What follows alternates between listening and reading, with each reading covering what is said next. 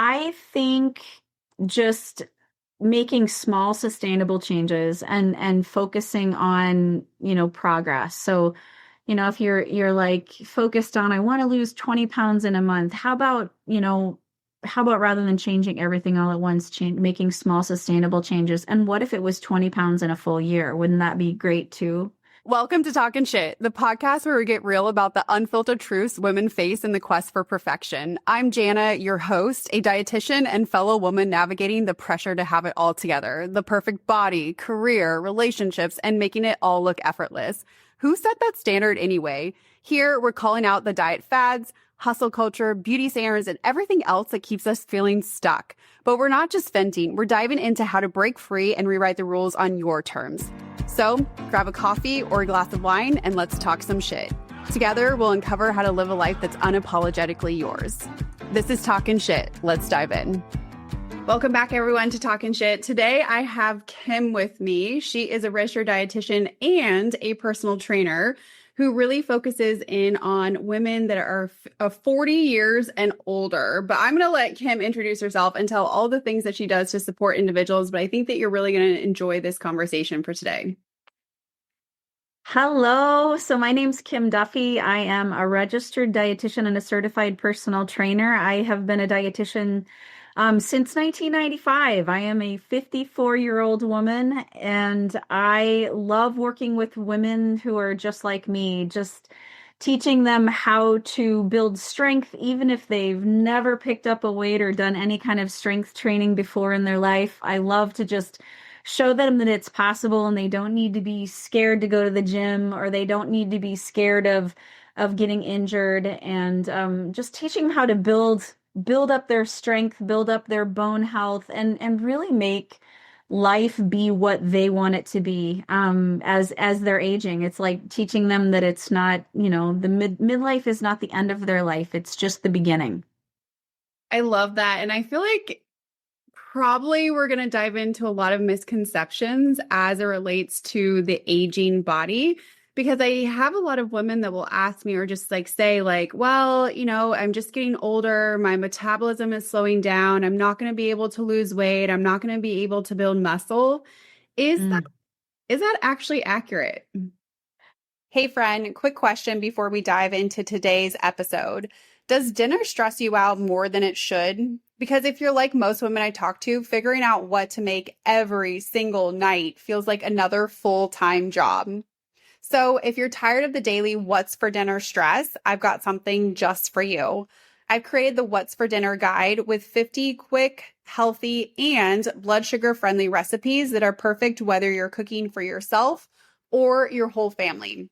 No more second guessing, no more last minute takeout, just real food made simple. Grab your copy for just $9, click the link in the show notes, and make dinner the easiest part of your day. All right. Now I'm back to the episode. But seriously, don't wait. Your weeknight sanity will thank you.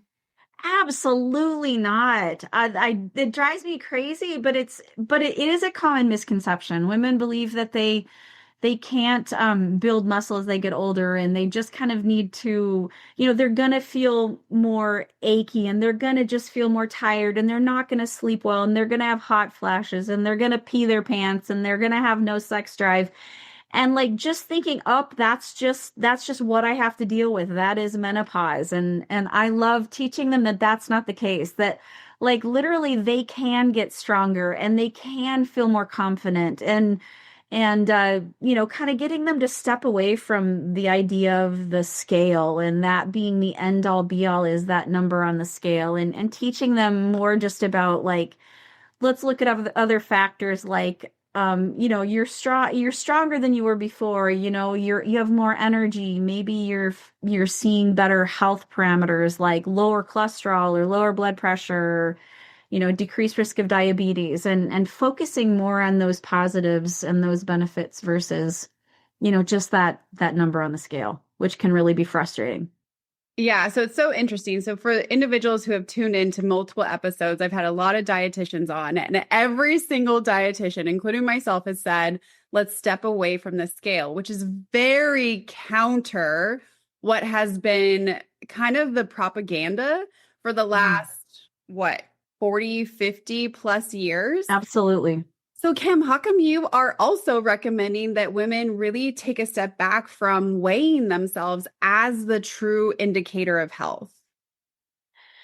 Um, well, I do see, women in this time of their life, it can become more challenging. They can, they see that their body's changing. That drop in estrogen, they can see that they're putting on maybe more fat mass than what they did before. And it can really be, it can really take a hit to their confidence. And I think when they focus on that scale, I find that it can go both ways. Women will like be on it and they'll say, "Oh, I lost 2 pounds. Wow, that's great." And they're like, "I deserve to celebrate." And then they're going and then putting the other 2 pounds back on, or they're feeling such guilt and shame when they don't see it moving. And teaching them that like, yeah, we can change body composition, we can build muscle, we can build strength and decrease fat, but you know what? You may not see that numbers on the scale, right? It's kind of like BMI, how we've gotten away from that because that says nothing about what your body is made of. It just totally focuses on that number on the scale, Yeah. right? So it's so counterintuitive. Yeah. So what I hear you actually like highlighting is your focus is on metabolic health versus just the number on the scale. And the scale can't really tell us a lot. I would say Mhm. actually not much, if at all, anything about metabolic health. So that is a huge shift, especially I'm sure for many women that are tuning in, because really the association has been if you are losing weight, you are doing it right Mm. and you will also be healthy. So, Mm. and I'm guessing, and correct me because you're the expert in this area, but I'm guessing that as you get older, metabolic health actually becomes more important. Absolutely.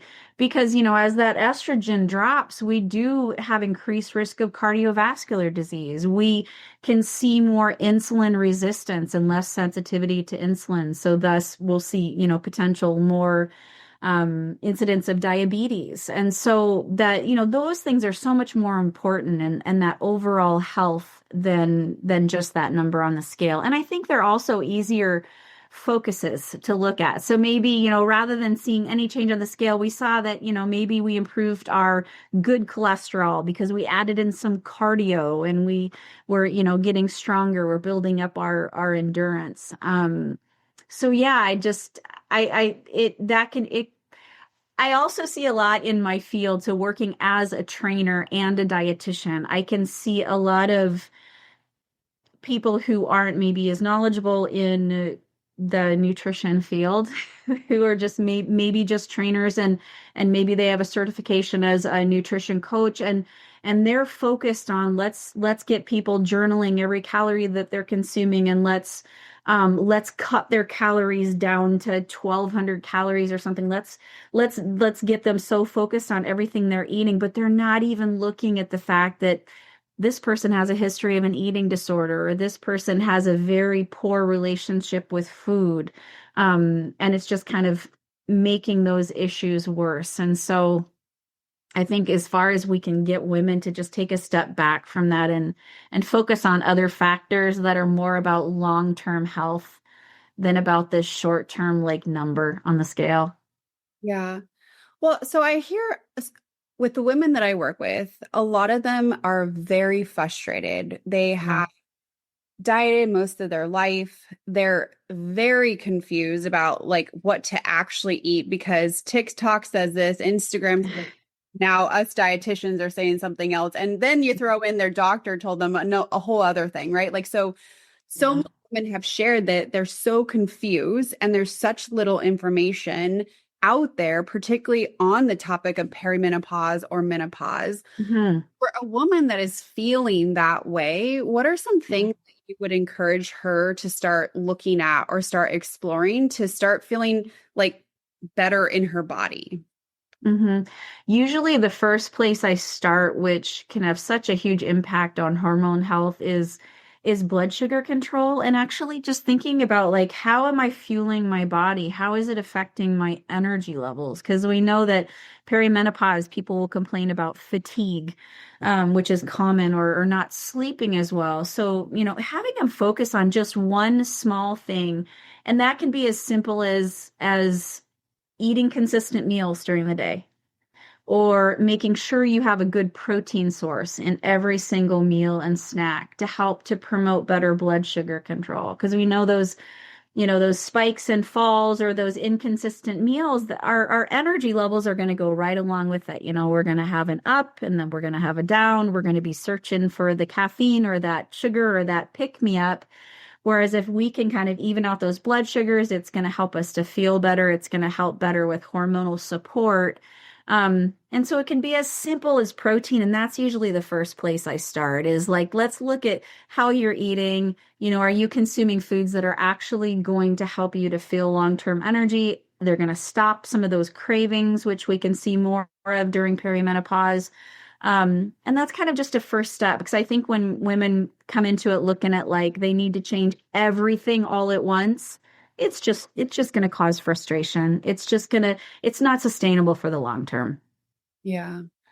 That's a big one. So I call insulin the queen of all hormones. And especially as like, so many women will share, I feel like if I look at carbs, I gain weight, right? Like, and it becomes really frustrating because Hmm.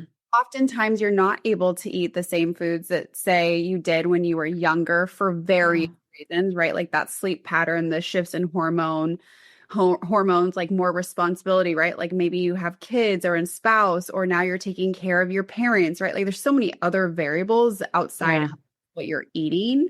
Um, Hmm. but balancing that blood sugar is huge for being able to, one, feel like, so I found even outside of the energy, like even anxiety, a lot of individuals will share that they're really anxious throughout the day. And when we're able to get them those small, frequent meals, they feel less anxious, they feel less and they're actually able to process of like, okay, I can do this and I feel better. So that is such a big one, especially if you're noticing like that you're gaining weight in your mid region. Hmm. So those are just, I mean, I think that's first and foremost for most women. Absolutely.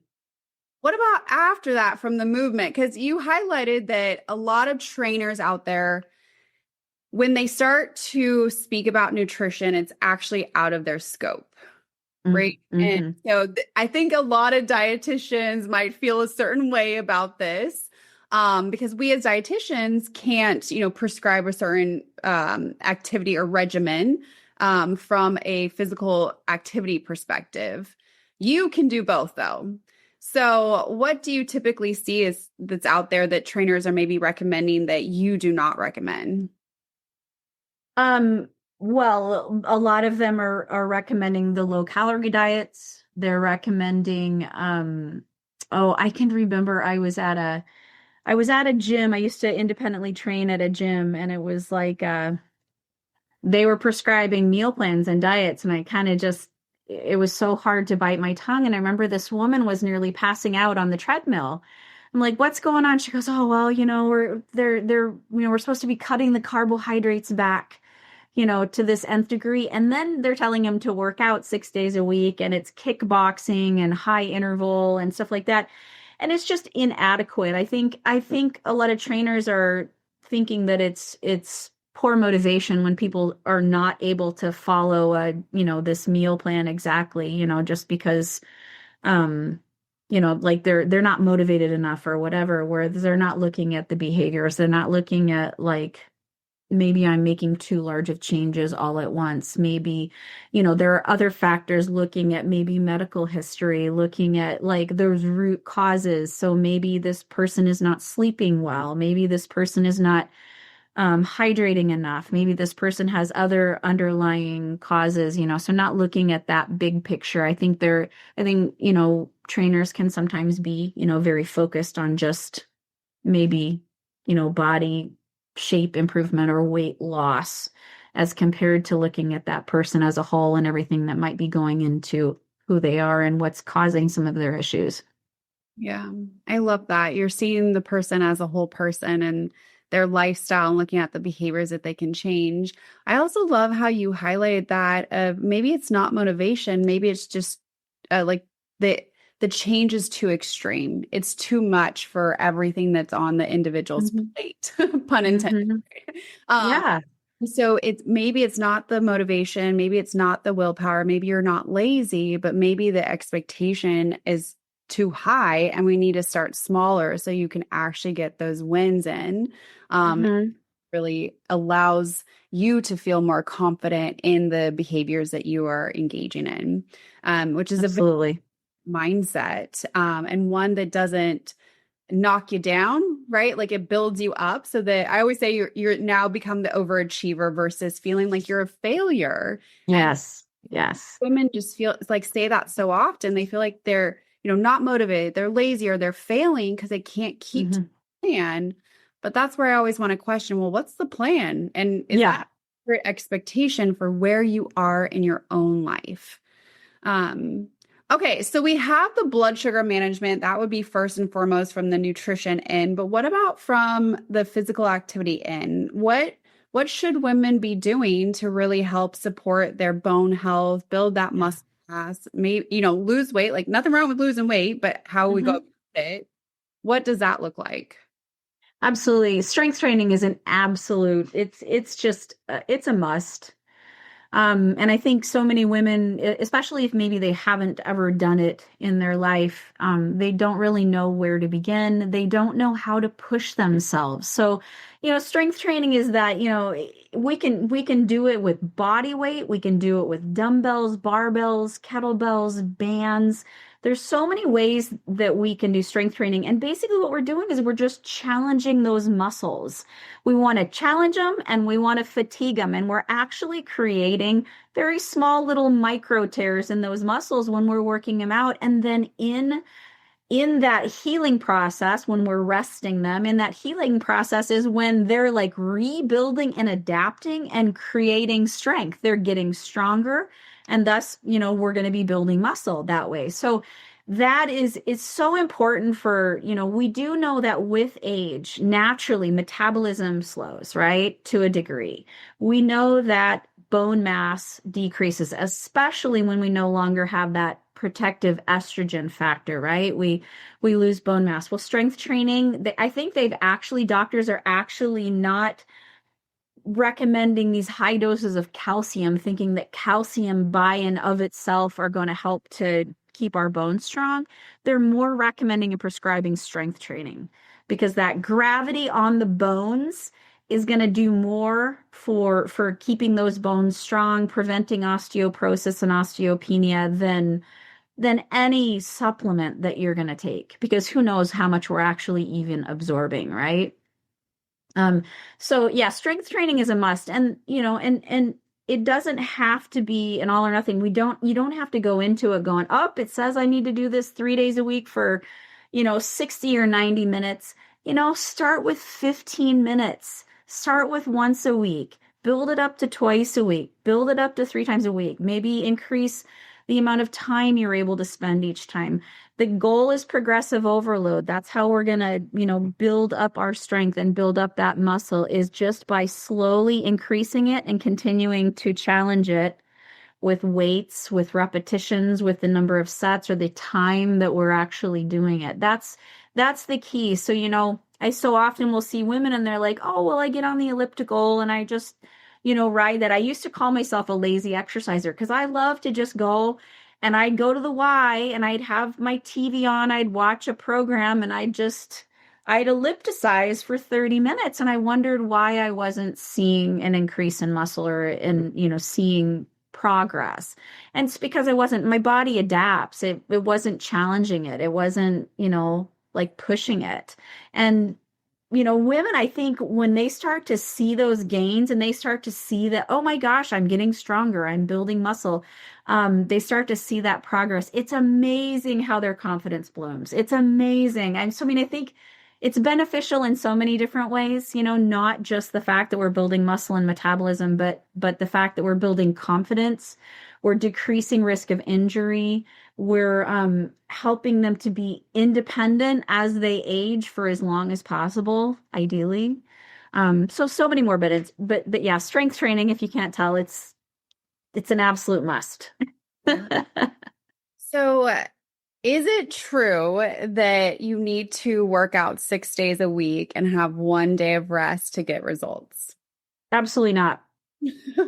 Where do you find the sweet spot to be for most women? It's start where you're at and Mhm. try to go from there. Mhm. It's kind of like if somebody is drinking 1 cup of water a day, you're not going to tell them you need to drink 100 ounces. You need to drink 10 cups a day because they're going to go, just no way. I can't do that. Right. Mhm. So, somebody who's not doing any strength training and they add in 1 day of week for 15 minutes, that's progress. Mhm. Right. Yeah. They're probably gonna see more results than that person who is already doing 3 days a week and they add on four, something like that. It's like you know how you're gonna see way more progress early on in the beginning when you're going from not doing much to building up. So I say start where you are and call it, give yourself props for what you are doing Yeah. and for seeing that progress and build, just slowly continuing to challenge yourself. Yeah. So I can imagine that just for some individuals that are listening, this might be annoying because this idea of slow, consistent progress is what we're actually talking about, right? Like exactly what you said, right? Like we're looking for you to be able to do this for the rest of your life for however long, right? Like what if you have 40 more years to go, right? Like, so this is not a 6 week fix. What we're talking about is for you to truly transform your health for the rest of your life. And that looks very different than the 0 to 1,000 overnight. And then you're only able to maintain it for so long. Then life happens, real life happens, and you're like, oh shit, I can't do this, right? Because now kids Mhm. got sick, there's work was late, events, whatever happens. So, what you're talking about, Kim, is for the person to really assess where they are in their real life and to make progress with that and then continue to build on that. Is that what I'm hearing? 100%.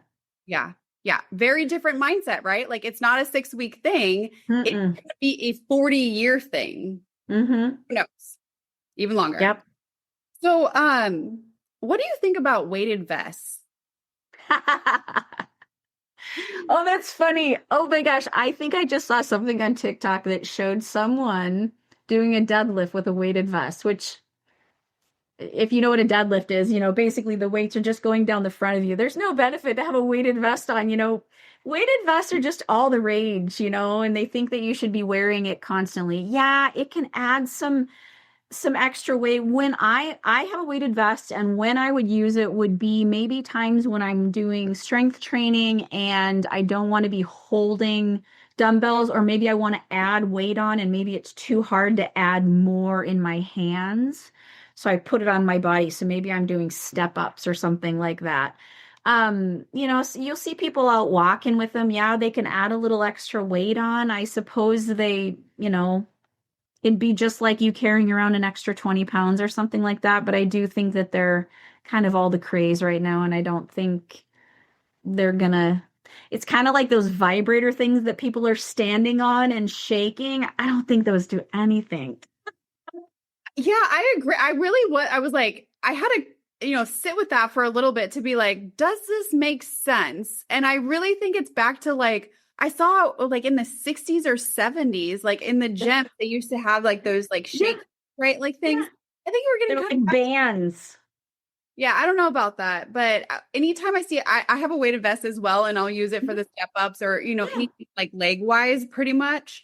yeah. Um, but I instantly see like a woman struggling with hormones or a woman Mm-hmm. struggling with her weight. I think that's Mm-hmm. where it's like really being targeted. And I always just want like women to know like what's effective for their body, or Yeah, if you're investing in that, is it going to actually give them the results that they're looking for?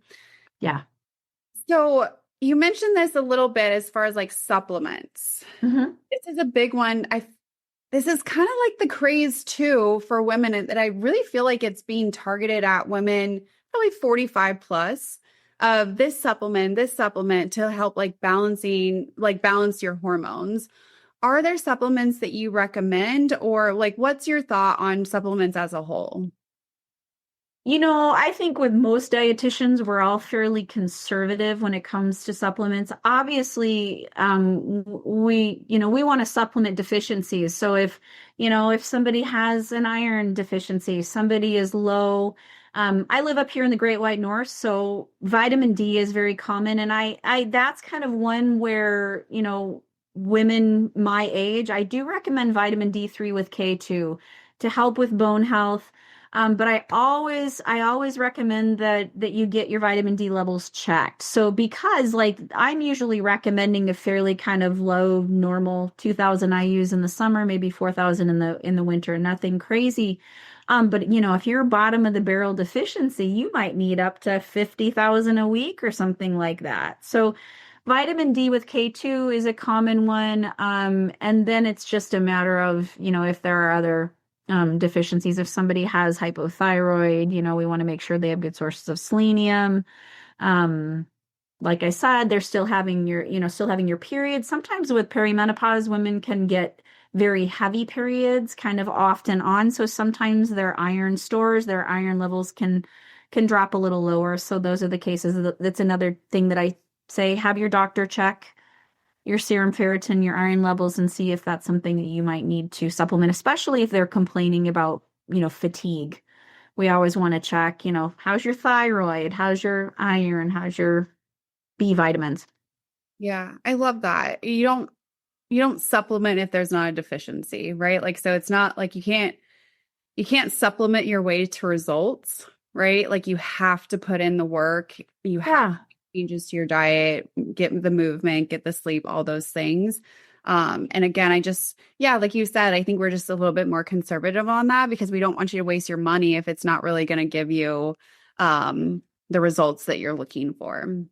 Yeah, like the greens powders. Maybe you don't need to eat vegetables, but just have a scoop of the green powders instead. I always find that so funny. Yeah, yeah, because we want the greens from food. Uh, Okay, so Okay. I have like a protocol or like it's like three-step process, I guess, that I look at when I'm working with women. Uh, and it's kind of backwards, I will say, especially with being a dietitian. Most people would think like, oh, food is number one, but oftentimes it's number three. So really looking at just like where women are, most women again that I work with, it's looking at how do we get more movement in your day? How do we get you sleep? And then how do we really fortify your diet so that we're creating a sense of balance Hmm. and ease, right? Like where you can still get the results that you're looking for, but you don't feel like you're having to make a second dinner for yourself, right? And it changes based on the individual. Sometimes actually sleep becomes number one and then movement and then nutrition. But like, do you have like a protocol or like a 1, 2, 3 that you recommend for individuals? Oh gosh. So I've studied functional nutrition, so I'm all about kind of those root causes, and I like to just I guess I'm just kind of a big picture person. It's just like you said, I have some women that are like, the movement is no problem. They're like, I love to work out. The days I'm not doing strength training, I'm just making sure I'm going for walks or getting a little bit of cardio in or something like that. Other people struggle with the food piece, and sometimes it's just a matter of no plan, like maybe they're just kind of running through their days and just coming home and throwing something together, not really knowing kind of what they're eating, and therefore, DoorDash and running out, grabbing something quick and easy that may not be as healthy. I think for each person um it can be different, but um yeah, that's really hard. I don't have like a 1, 2, 3. I think it just totally depends on the actual person. But I mean, I always strength training is going to be a piece there. It's a must. It really is. And I think any woman can do it, So it's just so important for the bone health. But yeah, protein probably second. Mhm. Yeah, it's so easy to not get that in, especially if you're busy on the go person. Mm-hmm. Mm-hmm. For Well, sure. what are some things that you've noticed just with being a dietitian since 95, right? Mm-hmm. Some things that you've noticed just in this for those that are 40 plus that have really been where people find the most success? What are those individuals who are having the most success? What are the things that they're doing? I think taking a step back more towards whole real food. I think as much as they can um, eliminate the processed, not that processed are bad. I mean, we all are eating some form of processed something or other, right? But doing your best to try to just go back to, actually making meals and actually buying food at the grocery store and, trying to maybe cut back on the fast food or the quick type foods and just kind of having a plan makes the biggest difference. Yeah, that intentionality. Absolutely. And just learning how to listen to their bodies and understand kind of hunger and fullness cues and fueling their bodies. I think the majority of women I see, it's amazing how, we can walk through maybe a typical day of eating and they don't understand why they're just out of control at night and they have these crazy cravings and they're looking for sugar or carbs, or maybe when they walk in the door, they're trying to make dinner and they're just like anything that's nearby, they're shoving their mouth and they think it's a poor motivation or like they just don't have the motivation to stick with their diet or whatever. And I say, look at what you ate during the day. They're like, but I did good. You're like, you ate nothing for breakfast and a salad for lunch and like, skipping, and then their body's just making up for it in the evening. So it's just so interesting how sometimes we're just really not, they're not seeing the big picture, seeing kind of how they're feeding their body. Yeah. So getting back to the whole foods and making hmm time for our nutrition is hmm those most successful individuals are doing. Yeah. Mm. Yeah. Well, anything else that you would like to share with individuals that are tuning in for today? Hmm.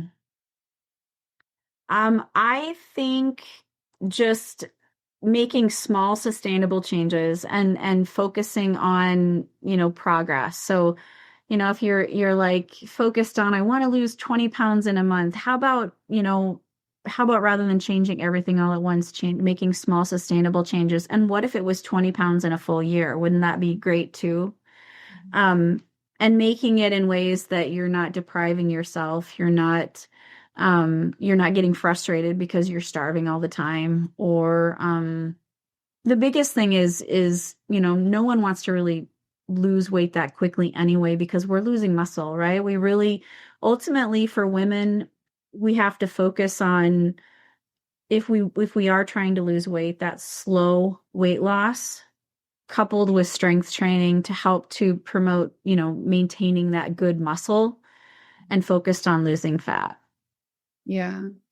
Man, that's such a key one, right? Like, 'cause individuals have, will share, I lost, 20 pounds pretty quickly, but then I gain it back plus more. And now they Mm, difficult to lose weight. And that's because the weight loss was too fast and they mm, lost muscle mass. hmm Now we're trying to correct metabolic health, right? Yeah. And I Yeah. think it's so key of like, yes, we understand you want to lose weight and feel better in your Mm, body. And we have to really be patient to set you up for the most success possible. So you don't have to keep yo-yoing with losing weight, gaining back, right? Like that process is Yeah. really defeating in our mindset. Absolutely. Yeah. Yeah. Sounds like you're giving individuals a lot of grace and a lot of permission to get back into their bodies, which is so empowering. Yes. Yeah.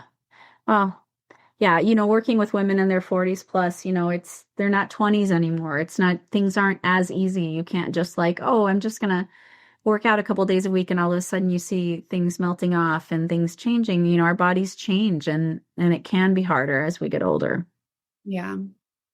Well, Kim, thank you so much for sharing your expertise. I think it's so cool the balance between a dietitian and a personal trainer. That's such a unique mix. So thank you so much again for sharing your knowledge with us. We really appreciate it. Absolutely. Thank you so much for having me.